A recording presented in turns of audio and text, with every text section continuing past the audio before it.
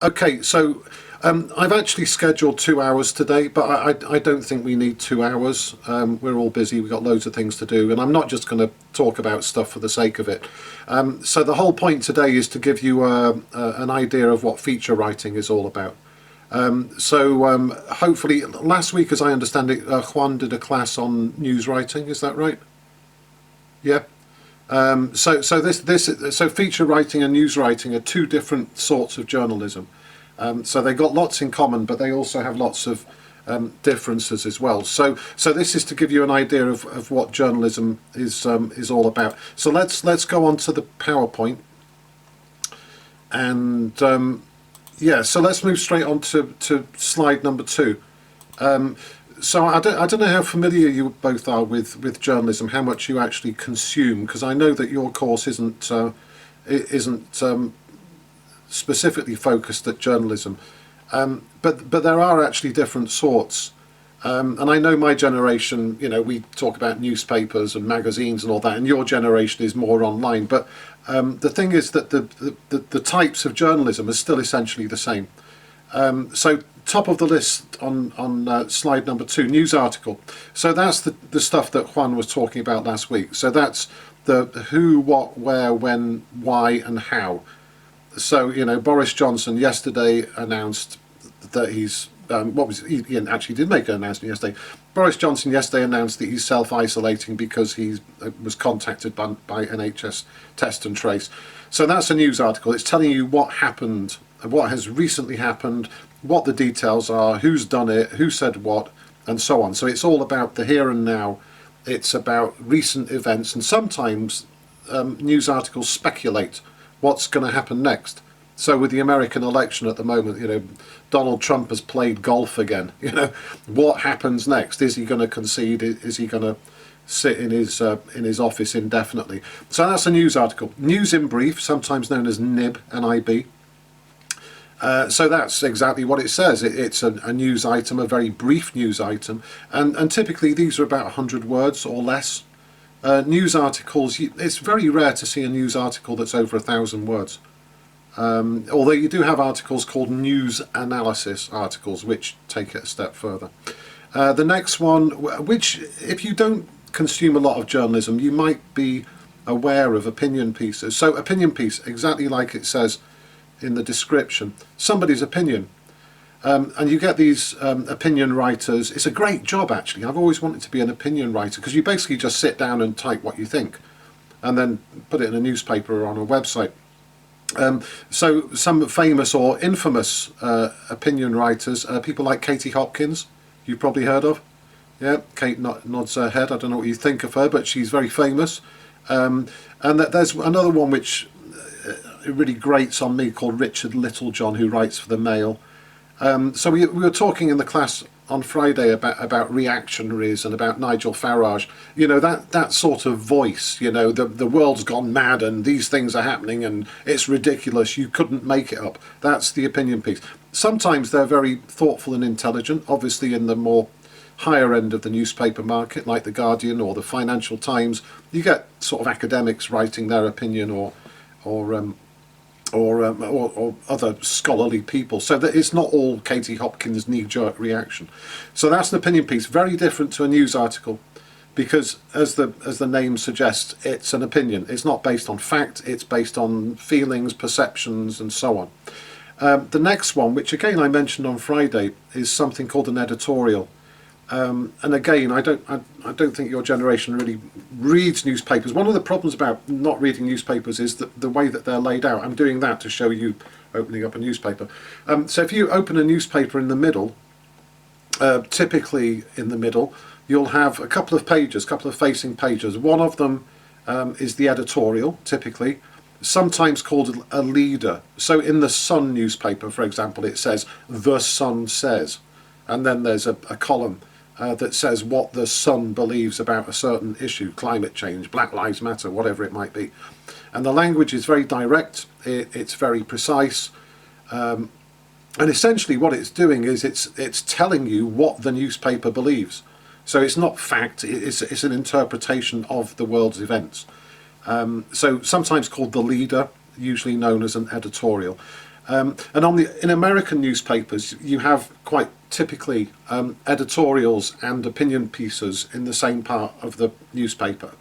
And Americans call it op-ed, opinion editorial. So if you hear the phrase op-ed, that's what they mean. It's the stuff in the middle of a newspaper, which is the newspaper's opinion and also the opinion of esteemed columnists. So then you've got reviews. A review is like a restaurant review or a movie review or a band review, a gig review. So it's a review of a cultural event. Again, quite popular with students to write reviews, understandably, because they're good fun to write.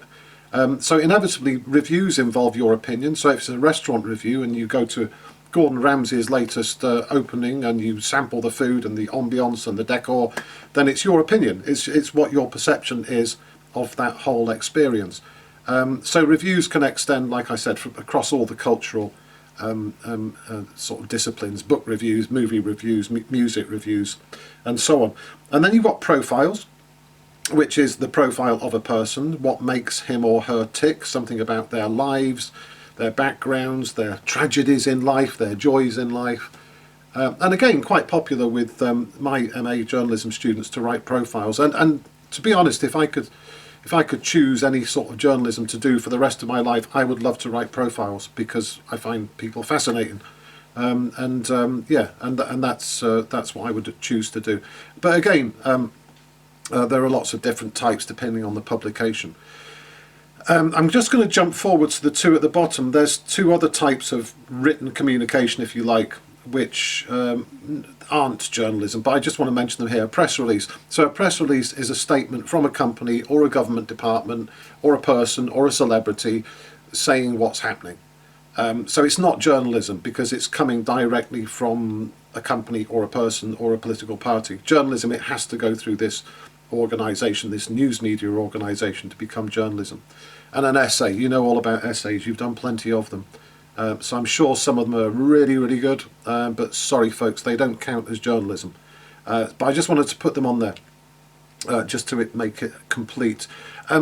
So all of these types of written work, written journalism, there are similarities, but there are crucial differences. And what we're going to talk about today is the one in red, the feature article. So that's just positioning features. Let's talk more about what a feature article is. Actually, slide number 3. This is what Juan was talking about last week. So this is a news article. So the key point here, folks, is don't confuse news articles with feature articles, because they are two different things. Obviously, there's lots of common ground. They're telling you about the world. They're using high quality written English. But in terms of their focus and their structure and their purpose, they are two different things. So I won't dwell on this, but basically news articles are those ones that have the classic inverted pyramid. So you have all the important stuff at the top, and then you put the less important stuff towards the bottom of the article. It's important, I'll talk about structure later, but feature articles are not structured like that. You have much more flexibility in the way that you structure a feature article. So what is a feature article? Slide number 4. A feature article. In terms of its appeal, how it connects, because journalism is all about connecting with the audience. You have to stop the audience in their tracks and make them read your article. That's the whole point. So one of the techniques that journalists use is to give a feature article what's called a news hook. So think about that phrase, literally a hook, like a fishing hook, or a hook, I don't know what else, a boat hook that you use to pull boats into the side of the riverbank. It's a hook, so it's something that you drag somebody in with. So a news hook is connecting your feature idea to what's happening in the news. So in the summer, for example, we had the Black Lives Matter protests. So you could come up with a feature idea that connects with Black Lives Matter. It doesn't necessarily mean it's going to be about Black Lives Matter, but it might be an idea that kind of is spun off from Black Lives Matter. But not necessarily so. It might not have a news hook at all. One of the examples, if we were actually in a real life class now, I'd be giving you old school, you know me and my Stone Age approach. I'd give you photocopies of an article about the history of the sandwich. It's a fantastic article a few years ago, and I use it for in the class to show you what you can do with feature articles. So essentially the world is your oyster. You can write about anything. It doesn't have to be connected with what's going on in the news. It can be something that nobody's thought about before, or it could be a different angle on a well-known subject. So we're not talking inverted pyramid, so it's not a case of cramming all the important information at the top of the feature. You can actually structure it in a different way. Indeed, the structure typically in a feature article, you can break it down into three main sections. You have an introduction, you have the main body of the article, and at the end you kind of bring it all together and summarize and conclude. So in some ways it's like an essay almost, in terms of how you structure it, but crucially it's different to a news article. In terms of length, there's lots of different ideas on this. I personally would say anything, you couldn't really have a feature article less than 500 words because you don't really do your subject justice. I've put 500 words plus. American feature articles in magazines like the New Yorker and what's the other one, the Atlantic, and also the New York Times, they can be really, really long, 4, 5, 6,000 words. When I was a feature writer many years ago, the longest one I did was 6,000 words. So you've got you're spoilt for choice in terms of the length. But I would say the crucial thing here is the sort of lower limit. Anything less than 500, it's difficult to do justice to a subject in depth in 500 words. Indeed, the next point, crucial point, is what a feature article excuse me, allows you to do, which is why I enjoyed being a feature writer, was that you can go into detail. In the news articles, there's no time for or room for explanation or background or history. You've just got to sort of state fact. But with a feature article, you can go into more detail and give it some depth as well. And feature articles tend to be what we call thematic. So it has a theme, like the sandwich article. The theme is sandwiches. The other word that we academics use is episodic. Episodic, as the word suggests, is about an episode. So that's typically a news item. News articles are typically episodic. They talk about an episode. For example, a football match, a political debate, a protest, an earthquake. They are episodes, individual moments in time. Whereas features can be about a theme. They can be on a theme of, I don't know, human rights, or people working out at home instead of going to the gym, the people's experiences and what's good about it and what's bad about it. So it can have a theme rather than an episode. And finally, feature articles, sometimes they are analytical and they really get into the finer detail. And sometimes they're subjective, so it could be your perception. For example, something else I used to do, travel writing. So travel writing is a little bit, in many ways, a lot like restaurant reviews. You're explaining the experience from your perspective. So you might go to somewhere, I don't know, Bali, and love it. Somebody else might go there and hate it. So it's a subjective assessment of sometimes of an issue. And remedial. So feature articles can also be actually suggest solutions to the world's problems. Whether it's poverty or pollution or racism or sexism or whatever, the article could actually argue for a point of view and come up with ideas for its resolution. So that's typically what a feature article is. There's an enormous amount of scope, again, which is what I enjoyed about being a feature writer, is that so long as you direct it at your publication, so long as you write for your audience, which we'll talk about in a moment, then you have an enormous choice with feature writing. And that's what I loved about it, because it gave you so much scope. You weren't simply responding to what's happening in the world and reporting on it. So, and I've mentioned a couple of times, slide number 5, or hinted that I used to be a feature writer. I think in my introduction class in week 1 in CCTA, I think I went through this. But I spent about 15 years in total as a journalist, and most of my work was feature writing. And I really enjoyed it. And when I started teaching, it was one of the first subjects that I taught when I taught at Cardiff University. And before I did that module, I thought, gosh, I've got to think of a way of structuring a course here. How do I explain to people what I've been doing? And I was pretty much doing it intuitively. How do I give it some structure and break it down? And so I applied a lot of thought to it. And before I did my first class, I came up with this crazy idea. It's one of those epiphanies that sometimes we get. And I realised that every great feature, so irrespective of the subject, whether it's about fashion, celebrity, sport, politics, business, economics, whatever, every great feature has the same six facets, the same six qualities. And if you remember nothing else today, folks, if you write nothing else down, may I humbly suggest that you write these 6 words down.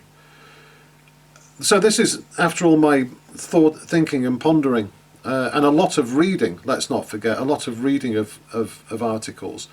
Essentially, they break down to 6 things: originality, structure, content, accuracy, research, and style.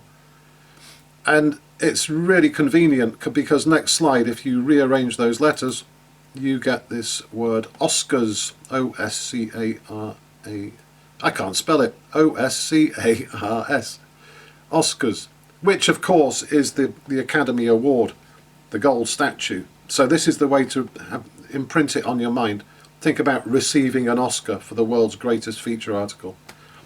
And so my argument is, and you know, it's there to be debated, and I don't think I've missed anything out after all this time. I think what a student would have told me. So I've essentially been using this approach for about the last 15 years. And it seems to work. It seems to work. Students generally, if they follow it, their work does improve, and it helps them maintain the focus on producing good quality work. So what I'm going to do for the remainder of the session is I'm just going to go through these and just explain what I mean by each of these elements. So 6 elements: originality, structure, content, accuracy, research, and style. So slide number 8. So I'm going to mix them up slightly. So slide number 8. This accuracy, so the A in Oscars, this is so desperately important. And the reason it's important is if you're not accurate, then all of your other good work kind of collapses. It's like a house of cards, you know. Accuracy is only one element of a good feature. But if you take accuracy out of it, then your originality, your structure, your content, your research, and your style becomes irrelevant. Point number 1 about accuracy, and I put it in speech marks because it's a quote, and it's a quote that I say to my journalism students constantly: follow the brief. Follow the brief.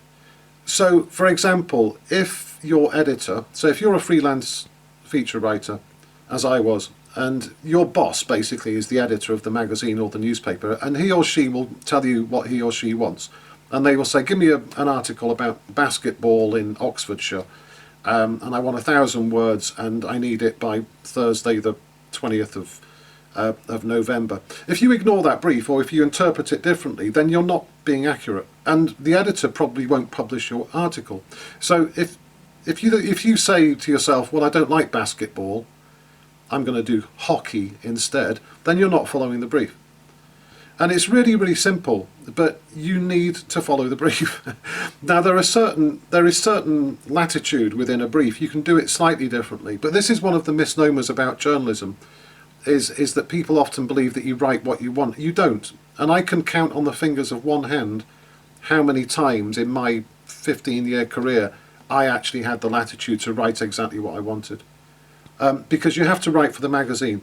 So if you're writing for a woman's magazine, I don't know, something like Vogue or Cosmopolitan, you have to write for that audience. You have to write for, I guess, I don't know what age the audience is, 20s, 30s, 40s, a certain type of person. Another magazine might be a chat magazine like OK or Hello. They're a different audience again. Maybe there's some overlap. And then you've got magazines like Top Gear magazine, you know. People who look and sound like Jeremy Clarkson read that magazine. So they're not going to want to have the same articles and the same style as somebody who reads Cosmopolitan. They're 2 different audiences. So follow the brief, number 1. Secondly, make sure you check your facts, your figures and your quotes. If you don't do that in journalism and it gets published, you are potentially setting yourself up for a lawsuit, which can be very expensive and very embarrassing and can finish your career. So you need to make sure everything you write is accurate. And the next 2 points, and if we had more time, I would go through these 2 points in greater detail, and I would apologise for patronising you. But in my experience, generally about half of my MA classes over the last 10 years have struggled with grammar and punctuation. Punctuation in particular, and I don't know what it is, but the apostrophe causes more problems than any other issue in student writing, and I just assuming that somewhere you don't learn about it at school. Kate, you smiled when I said that. Do you struggle with an apostrophe? No, I did creative writing for 3 years, so everyone was just like, when it comes to grammar and punctuation and things, everyone was handing it to this one girl who was really bag. So she'd just go through everyone's things and just like change everyone's. Oh no! Like, guys. Well, to be honest, that's quite a good story. But to be honest, if you're a journalist, you need to be able to do that yourself, really. You know, instead of sending it off to the specialist. But it's really, really important. So if you're going to do journalism, and the standard that I hold my students to in MA journalism, I say to them, if you want to get a distinction, it's got to be approaching professional standard. And professional standard means no errors in punctuation, grammar or spelling. And the best way to do that, folks, again, showing my age, is pen, paper and proofreading. So if you have a printer, before you submit your work, print it out, take a pen, sit down, pen and paper, and go through it and check it. Really, really important. And I think it's so deflating for me and students when I read work which is really good, but it's just riddled with those mistakes, because it's difficult to take somebody seriously when they can't use a comma or an apostrophe, unfortunately, but that's how you will get judged.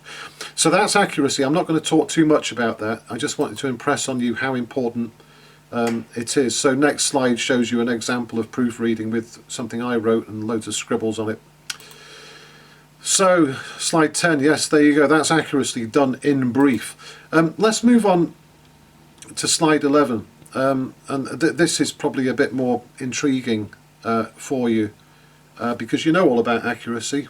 Teachers have been droning on about it since you're about 7 years old, I think. So originality, so this is really the starting point of journalism. And if you remember from CCTA a few weeks ago, I spoke about the sociology of journalism, and originality was the starting point on the far left, if you remember. So I'm denoting this by a light bulb, you know, the light bulb representing an hour, an idea, a moment of inspiration.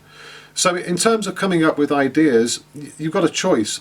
It can be either new or news. What I mean by new is it's a new way of looking at something. So pretty much every subject under the sun has been covered in journalism, but what journalism really wants is something new. So look at something in a new way.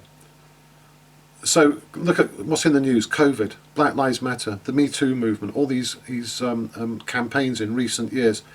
If you do it from a different point of view, I'll give you a classic example. Actually, I've just thought of one. One of the MA students last year, MA journalism students, he was really interested in football, and he came up with some ideas for articles, and I looked at them, and they were all things that I'd heard on the radio or I'd read on websites.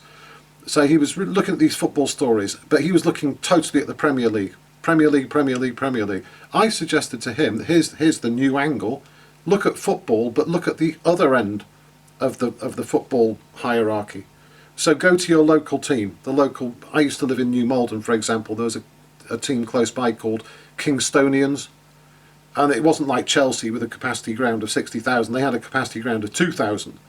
Still a professional football team. But to me, that's much more interesting because we never hear about Kingstonian. So that's looking at football from a new angle. The alternative is news. So news, something that nobody knows anything about. And the way that you'll get news, folks, is by looking in your local area.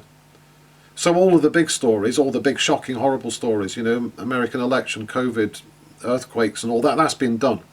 But what's happening in your area? So it could be something like the local school, something happening at the local school, some innovative, creative, amazing thing that the principal has devised, or one of the students has I don't know, got a place at the Royal College of Music or something, humble background, you know, that could be a feature article. So something that's not going to be picked up by the mainstream media. So the next point, news hook, which I mentioned before. So it is quite useful selling an idea to an editor to come up with a hook. So you can say to an editor, this connects with COVID or it connects with Black Lives Matter. And the way that you come up with ideas is that you listen, you read and you watch. So I listen to BBC Radio 4, BBC World Service.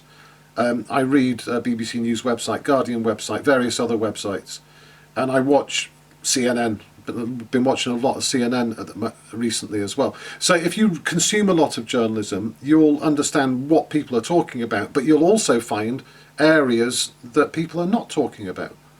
And quite often I'll be sitting at home talking to myself, and I'll say to the radio, I'll say, why didn't you ask them that? Or what about this? Or what about that? Those are ideas for articles. So things that people are not talking about. And your mission, more than anything else, is to stimulate the readership. So what you want is for your reader to start with the first word of your article and finish on the last word. And how many times have you or I, be honest, actually started an article and about a third of the way through you thought, God, this is boring.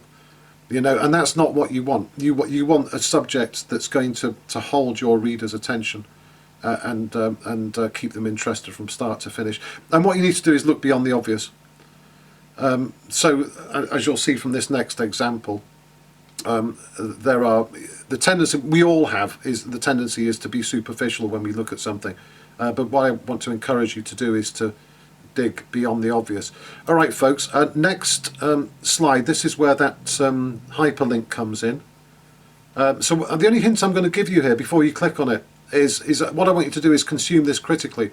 So just watch literally the first minute of this video. So when you click on the link, it will take you to an excerpt of a program called Match of the 70s. So it's about football in the 1970s. And look at the delight! Out of the FA Cup, but Forest fans were celebrating a League Cup final win over Liverpool. Back in the league against Newcastle, Forest's League Cup winner was on the spot again. So 2 penalties in a week for Robertson. O'Hare, Gemmell, oh lovely, off the crossbar, O'Hare, in finally by Anderson, I think. I just always remember Cloughie going all the way along. They keep on saying to us, oh, they've won again. They talk about us, oh, we've won again, and we've won again. And we just kept it going. Forest's lead had been cut to 3 points, as Everton closed the gap at the top. So the reason I showed you this is that what I'm trying to demonstrate is that even if you watch a very small piece of film, not every piece of film, but it is possible to watch a small piece of film or read an article or listen to a radio report and to all of a sudden generate loads and loads of examples. And one technique is if you compare and contrast things. So if you're looking at, say, another country, let's say a wedding in, I don't know, India or Africa or somewhere, and you can watch a film and you can look at how a wedding in India is different to how a wedding is in the UK. And what you'll find is there's similarities. There's a bride and groom, typically, and there's celebration and joyity. But there are also different things as well. So what I want you to do is look at this film, which is from 1978. How many years ago is that? 42 years ago, way before your time. In what way is that what you've just seen the same, and in what way is it different? Say what you think. What's the first thing that came to your mind? And don't forget to turn your microphones on. Did anything strike you? If you're not football fans, you might not. Go on, Kate. It was like, you know, the hair and like the way they looked. Yeah. Okay. That's every time I do this, it's the first thing I thought as well, and it's the first thing that certainly your generation thinks. And that's why I put at the bottom, avoid the superficial. So I'm glad you said that, because that's kind of superficial. Right, so you could, arguably, Kate, you could do an article about footballers' hair. I mean, the other thing, maybe I'm dismissing it too quickly here. One thing my mum hates about modern football, because she loves football, she says, oh, all the footballers have got tattoos. And they do, because it's fashionable with your generation. The footballers are your generation, right? The tattoos are extremely popular. In my day, and my mum's day, nobody had tattoos. So that I sort of laughed at you when you said hair, but hair and tattoos is, yeah, and how they look, the fashions as well. Okay, so we got that even though I kind of laughed and smiled when Kate said it, because it is a bit superficial, you could write an article about the changing fashions and styles of footballers, and I don't know whether you noticed, but the shorts are really short as well, you know. And I remember, because go on. Nowadays with footballers, a lot of them have sponsorships with Nike, and Adidas. Right. Stop right there, because that's actually a really, really good point. Because if you watch that film closely, there's no sponsorship on the shirt. No, and also by extension, if you look around the ground, you know, the billboards around the ground, quite a lot of them are local companies, like the local, you know, sort of timber merchant or whatever it might be. You look at football now and it's all the global brands. It's Coca-Cola, it's KFC, it's gambling websites and so on. But you're moving down the right track, Kate. Catherine, did you notice anything that stood out in that bit of film? Yeah, well, for me as well, the hair and Yeah. the kit, the style of the kit looked different to how it does now. Yeah. So pretty similar. Pretty similar. And maybe it's because you're not particularly big football fans, and if you're not football fans, you tend not to play football as well. Let's move on to the next slide, because when I watched it, the things that really, really stood out. So some things are the same. So you'll notice the names of the teams. Nottingham Forest, I think, was one. I forget who the others were. But they're still teams that exist, and they're still doing relatively well. The rules of the game are the same. Well, not totally. There actually have been quite a few changes, subtle changes to the rules of the game. Locations: Nottingham, you know, Manchester's big, Liverpool was big, teams in London and so on. And the quality of the play. You know, they were high quality professionals back in those days. But this is where you can start thinking about ideas for articles. So number one, Kate, you mentioned, and Catherine, you backed her up, haircuts. Even though I laugh about it, and I personally think it's a bit superficial, maybe because it's not a subject I know a lot about, I don't know. But you could do something. It could be quite an entertaining article, you know. And what's interesting about haircuts, if you go back to the 70s, you'd find that one player had perms were really big in the 70s. Permed hair. Kevin Keegan, you might have heard of him. He had a perm, and then within weeks, everybody else was getting perms. And then it was perms and moustaches, you know. So you could do something on there. Shirt sponsorship, we've mentioned. There was no shirt sponsorship in those days. So that is a fact, and you could highlight that fact, and you could investigate, when did shirt sponsorship start? Why did it start? What's the impact of it? Is it a good thing? Is it a bad thing? Personally, I think it's a bad thing, because you have a sponsorship that's about that big, and the badge of the club is about that big. So it's almost like the sponsor is more important than the club, you know, which is quite sad, really. The playing surface, do you notice the playing surface? It was like a ploughed field. And I remember playing football in those days, and in the 80s I used to play a lot of football, and my goodness, you were tired at the end of the game because you've been running in mud for 90 minutes. You know, so why were playing surfaces so bad? You know, what was there a revolution in playing surfaces? Did they find a new strain of grass or drainage or something? Because football playing surfaces now, they're like the snooker tables. You know, they're amazing. They're flat, they're green, they're never muddy.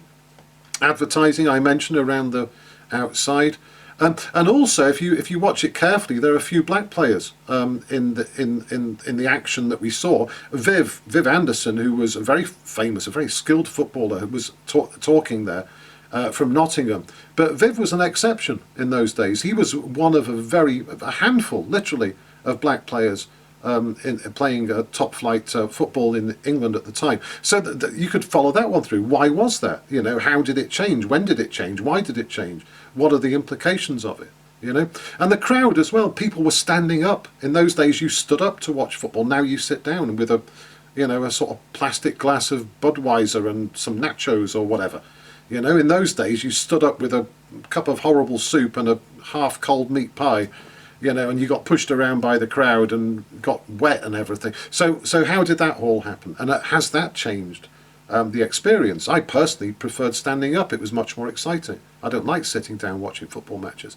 So the point here is that you watch a very small piece of film, and you can, with a bit of thought and a bit of a critical edge to your thinking, you can come up with ideas for feature articles. So that's just one technique. What's the same, what's different? What compare and contrast? You can compare and contrast points in time, as we've done here with the football, or you can compare and contrast geographically, so here in India, here in Africa, or even within the UK, in England and Scotland, and so on. But it's really important to come up with ideas. Originality is desperately, desperately important. Okay, so there are other techniques, but like I said, slide number 15, the first step is that light bulb moment. You need to come up with an idea. And it needs to be different. It needs to be something that we've not already read and that isn't already being discussed in the media at the moment. Slide 16 just ticks that one. So we've done 2 of the 6 so far, and where are we? 40 minutes in. So we're doing okay for time. Let's move on. Yeah, research. So slide number 3, slide number 17. Research. Now the example I've used here is, you'll notice a photograph of a pint glass with a dragon on it and some beer inside. And the reason I'm using this is that I thought it was a great indication of generational differences. And I hope I'm not stereotyping here, but I've seen it so often that I'm convinced about it. So when I worked at Cardiff about 10-15 years ago, what I would do when I met a new group of international students, so from all over the world, and I would give them an exercise in the very first class just to see how they think and how they write and so on. So I gave them a series of questions, and I didn't give them any more guidance. They had to go out and basically find stuff out. So one of the questions was this: in what way is Welsh beer, hence the photo on the left, different to most global beer brands, for example Carlsberg, Budweiser, Heineken, etc. Now, the reason I always smile when I do this is because I still can't believe that this is how about half of the class, can you folks, can you have a guess what about half of the class actually did, how they answered this question? Go on, Kate, you're laughing. I have no idea, because I'm trying to think what the difference is. Catherine. Well, you tell me, Catherine, or Kate, or Banda. Hello, Banda. If you were given this question, put yourself in that position with my international students 15 years ago. So I say, so you're in the class too, Kate, Catherine, Banda. So how would you find this one out? I mean, I guess you'd want to look at the ingredients list. Catherine? Yeah, I was going to say look at the ingredients or even try it. Hey! Well done, Catherine.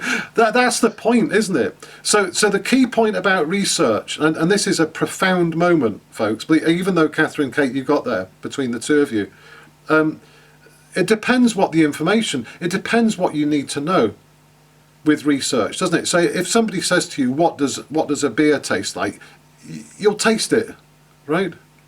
Yeah? But about half of my class, they Googled it. They Googled it. Now, to be fair, some of the class didn't drink alcohol. But even so, you would have hoped that if they didn't drink alcohol, they would ask somebody who does drink alcohol, right? So when it comes to research, this is the generational thing, because I noticed it about 15 years ago, and even more so now. The first port of call, typically for young people, 18 to 22-year-olds, if you ask them a question, first port of call, Wikipedia or Google, right? But I would suggest what you do, folks, is you go back to, dare I say, my generation, when we didn't have Google and Wikipedia. And by doing that, your research, ironically, becomes better. Because you open up a whole load of different techniques that, in some ways, the internet and digital has made us stupid. It's made us lazy. I'm sure I'm sounding like your parents now, but it is true. It is true. So if it comes to beer, you know, try it if you drink. You know, if somebody says, "What's a restaurant like?" You might go on to TripAdvisor or somewhere. But the best way of finding out is to go and sit down in the restaurant and have a meal, right? So next slide, number 18. So really, research, you can learn something from the way that we used to do it, and we obviously can learn something by the modern way of doing it. So the problem that you have now, your generation has, is TMI, too much information. And I'm sure you've found that when you've been researching your essays and work on your undergrad course, and maybe this year as well. So, for example, I said last week in CCTA about the library, going to the library and doing a literature search. You do a literature search, for example, celebrities in the media. You do a literature search on that. You will find thousands of articles from all over the world, all different celebrities. And your problem then, folks, is that you're drowning in information.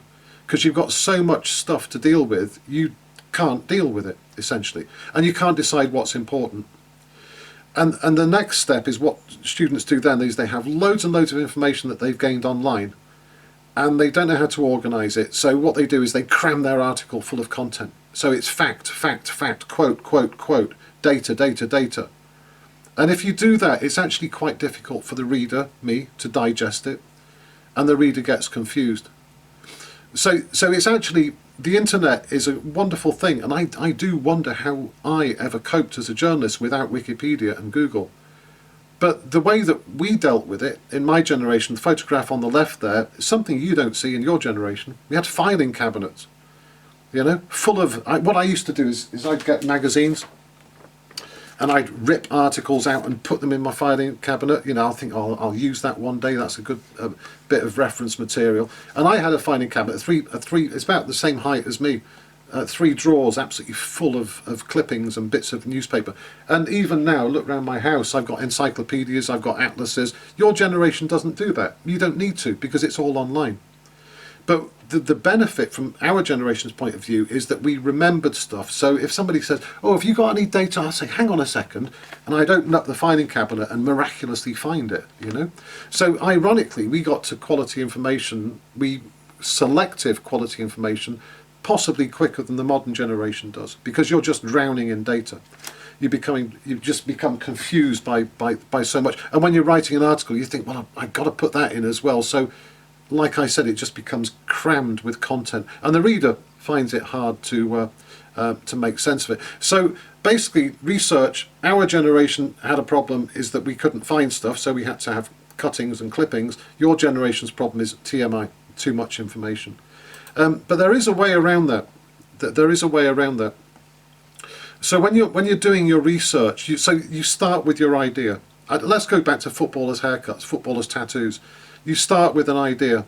So that's what I mean by starting small. You've literally got an observation. Footballers don't look the way they did 42 years ago. The next thing you need to do, and this is revolutionary, this will revolutionise your thinking. I call it a shopping list. So what you do, pen and paper, you sit down and you write a list of the information that you want. You don't just do a search, footballers' haircuts. You draw up a shopping list, right? What was the dominant haircut in the 1970s? Question number 1. Number 2, why did that start? Question number 3, who else had that haircut? You might find pop stars, typically. Actors had the similar sort of haircut. So if you start with a list of what you actually want, you've got a much stronger chance of having your article with information that the reader finds appealing and compelling. A good example here, folks. Have you ever been to IKEA? I'm sure you have, right? Both nodding your head. So you know what happens, right? You go to IKEA, you get a trolley, and you go in and you say to your partner or whoever you're with, I just want some candles, right? I just want a bag of those tea lights, you know, the ones. They're really cheap, aren't they? They're like £2 for about 1,000. And your partner said, well, let's just have a little look around. And the thing about IKEA, they're sneaky. They're really sneaky because the way they design the store, they do it like a snake. And if the candles are like here, you've got to go through the kitchen section, the bedrooms, you know, everything to actually get to the candles. And before you know it, you've got £100 worth of stuff in your trolley, haven't you? Right? You only went in for some candles. That's exactly what happens when you're researching articles. You start thinking, like, I just want one fact, and then you find something else, and you go, oh, that's interesting, I'll have that. So you're picking facts off the internet or wherever you're looking. And before you know it, you've got an enormous amount of information. So you can get away from that by having a shopping list. You just write down what you actually want in the first instance. You go to the right sources, you go to the right media. So right sources, we were talking last week in CCTA about sources. You go to experts. You'll notice that with COVID reporting now, they go to experts, they go to epidemiologists, they go to doctors, they go to professors. They don't go to the man in the street. What do you think about COVID, you know? He's not going to be very enlightening. And you go to the right media. Sometimes it might be a TV program. Other times it might be a documentary, a film. It might be a book. It might be an academic journal article. Do the appropriate amount. So if you've got a 1,000-word article, you know, there's not that much research you can actually put in there. You don't want 2,000 words worth of research cramming in there. And also it's a good idea to keep records. So make sure you keep a note of where you got information from, because somebody, God forbid, might come back and say, I didn't say that. And you can say, well, actually you did, and here's the reference. So it's important to keep your records. By all means, still use Google and Wikipedia. There's nothing wrong with using them. Wikipedia you should not use as a primary source. You know that, right? So you shouldn't quote Wikipedia in your bibliography. You know, if you go into Wikipedia, there's loads of facts in there. If you click on the particular fact, it'll take the footnote will take you to the bottom of the page and it'll say what the original source was. So much better to use that. Right? You should never put the word Wikipedia in your work. But Google and Wikipedia are absolute godsends. How we ever survive without them, I will never know. Okay, let's move on.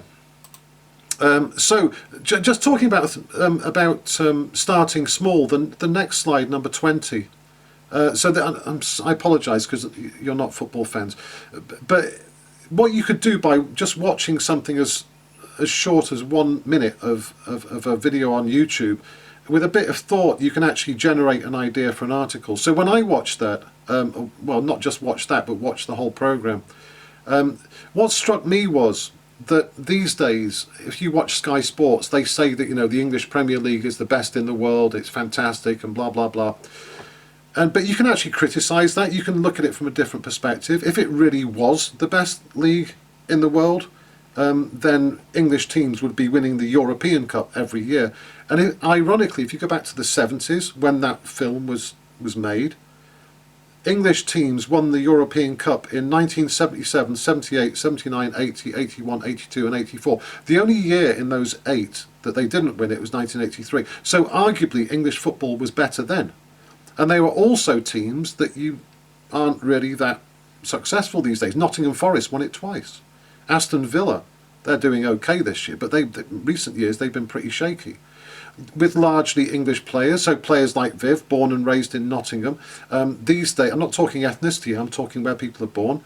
So most of the players in those days were English. If you look at the Premier League players now, about half of them are from overseas. And the ticket price, if there's a bit of film there, it shows Stamford Bridge, the Chelsea ground, and the entrance is 90p, 90 pence, believe it or not. Entrance now is more closer to £90. You know, so how did that happen? I put approximately 3 pints because one way of assessing the value of money is to look at what it buys for you. So in 1978, a pint of beer was about 30p. So it costs about 3 pints of beer to get into the ground. Now it's 90, which is not 3 pints. A pint now is about £5. So the question is the Premier League of 2018, 2020 really better? So just by watching a small piece of film, you can then go and do some research and you can start to build a really good idea for a feature article. But you need to apply, this is about football, you can apply it to your own interests as well. It applies equally well.